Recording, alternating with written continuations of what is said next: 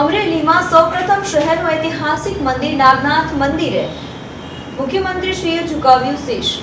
સ્વાતંત્ર્ય પર્વની રાજ્ય કક્ષાની ઉજવણી કરવા અમરેલીમાં મુખ્યમંત્રીશ્રીનું આગમન થયું છે। સૌપ્રથમ શહેરનું ઐતિહાસિક મંદિર નાગનાથ મંદિર ખાતે મુખ્યમંત્રીશ્રીએ શીશ ઝુકાવ્યું હતું। મુખ્યમંત્રી શ્રી નાગનાથ મંદિરના દર્શન કરી પટેલ સંકુલ ખાતે રવાના થયા હતા। ચુસ્ત પોલીસ બંદોબસ્ત વચ્ચે રાજનેતાઓએ મહાદેવના દર્શન કર્યા હતા।